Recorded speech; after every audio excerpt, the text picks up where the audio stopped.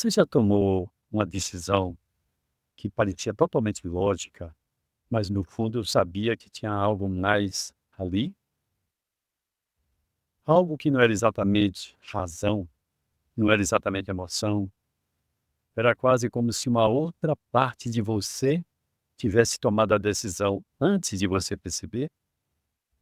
Pois, o Nobel de Economia, Daniel Kahneman, passou décadas estudando exatamente esse fenômeno.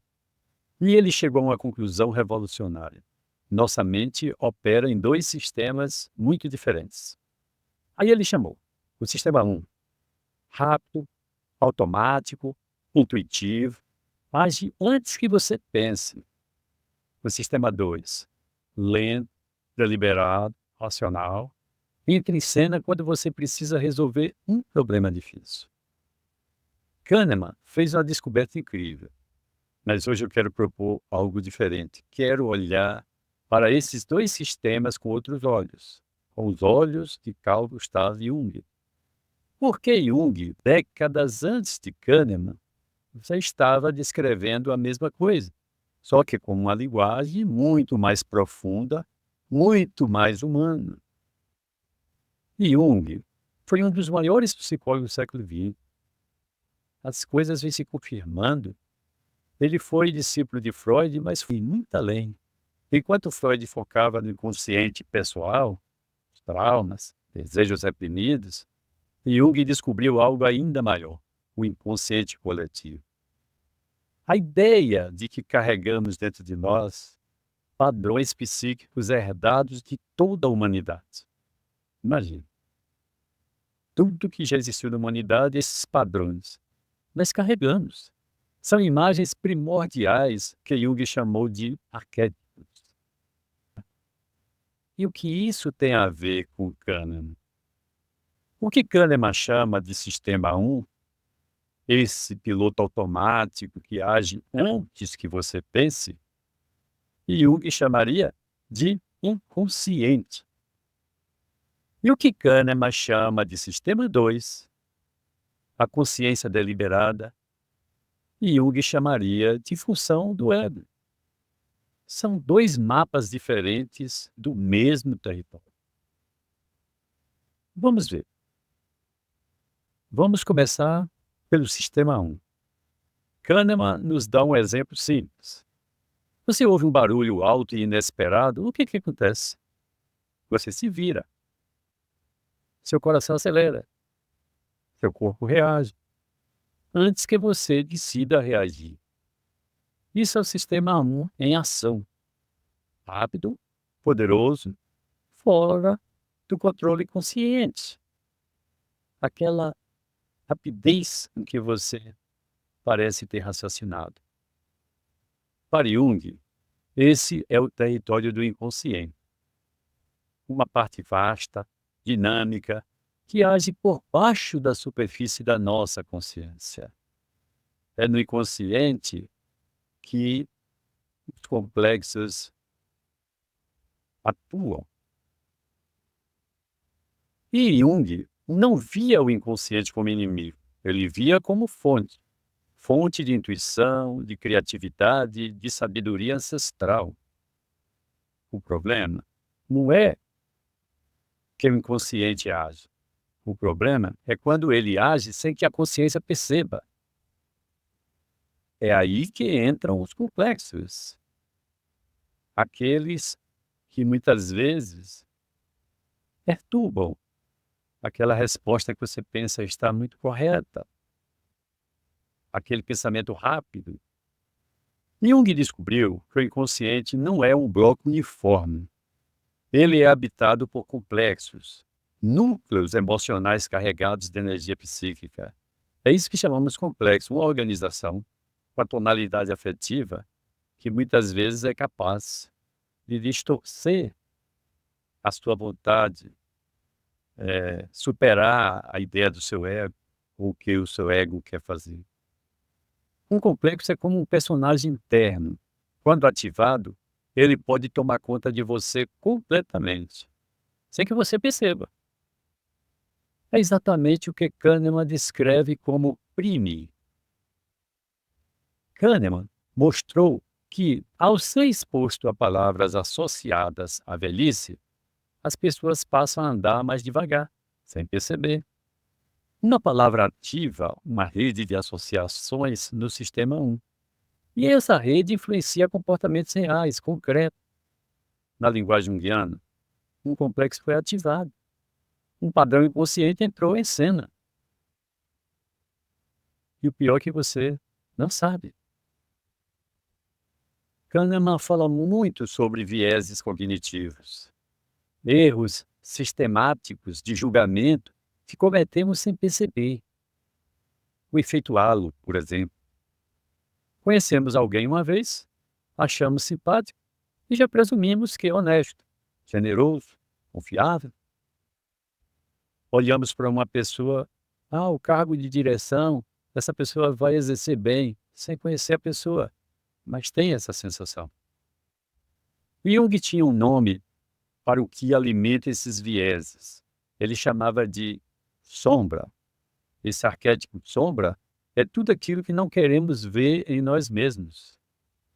Tudo que reprimimos, que negamos, que julgamos como inaceitável. E a sombra age à nossa revelia. Ela distorce nossa percepção sem pedir licença. Quando temos preconceito, seja de raça, de gênero, de classe, e não o reconhecemos, isso é a sombra operando através do sistema 1. O que será que você antipatizou aquela pessoa? Um complexo entrou em ação, o seu ego você não sabe, e ele atua. Porque na sombra sua, alguma coisa foi projetada nessa pessoa. Pense no exemplo da heurística de representatividade. Imaginamos um candidato a diretor de um colégio. Inconscientemente descartamos quem não se... Essa pessoa não se encaixa em nossa imagem mental, então parece que a gente tem a certeza que não vai servir. De onde é que vem essa imagem? Do inconsciente coletivo, dos arquétipos que moldam gerações. Jung dizia que o primeiro passo para a saúde psíquica é reconhecer a sombra. Não para eliminá-la, isso é impossível, mas para trazê-la à luz da consciência. Kahneman diria: use o sistema 2, desacelere, questione sua intuição. Mas Jung, sabe o que diria? Integre a sombra, conheça seus complexos antes que eles te conheçam.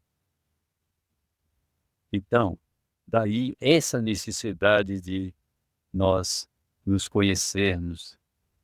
E é isso que a psicoterapia faz. Ajuda você a conhecer sua sombra. Agora vamos falar do sistema 2. Para Kahneman, o sistema 2 é o que entra em ação quando você precisa de esforço, quando você resolve um cálculo, quando foca a sua atenção, quando resiste a um impulso. É um sistema lento, ele consome energia. Nós o evitamos sempre que é possível, porque é nesse pensamento lento que o ego vai entrar para raciocinarmos, para fazermos reflexões. Na psicologia analítica, o equivalente ao sistema 2 é a função do ego. O ego é o centro da consciência.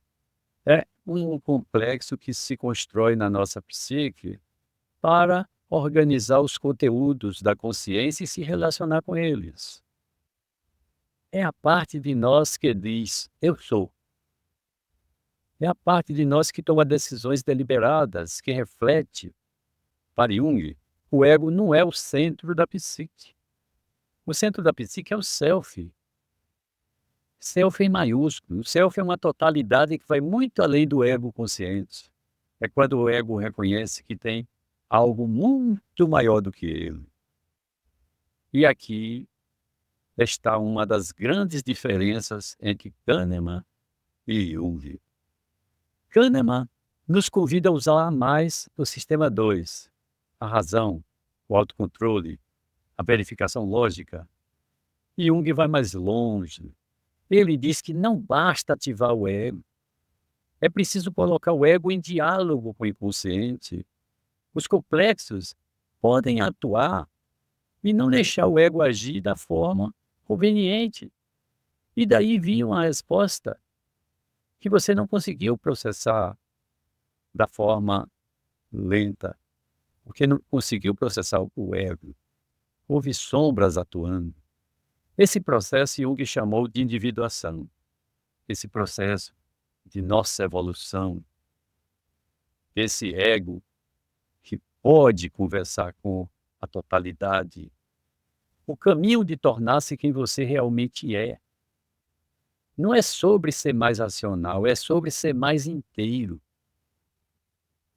Kahneman fez uma descoberta fascinante sobre a memória. Ele identificou dois eus, o eu da experiência e o eu da lembrança. O eu da experiência registra o que você sente agora em tempo real.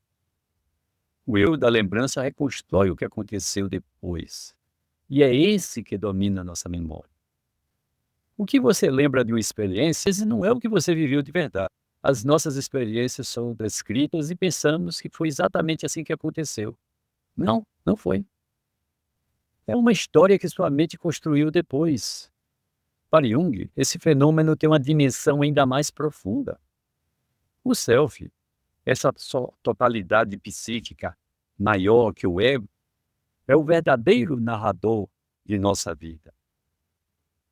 Sonhos, símbolos, memórias que insistem em voltar são formas do self se comunicar com o ego. Quando ignoramos essas mensagens, quando vivemos no piloto automático do sistema 1 sem jamais parar para refletir, perdemos contato com essa voz interior. O processo de individuação começa exatamente quando você começa a ouvir essa voz interior.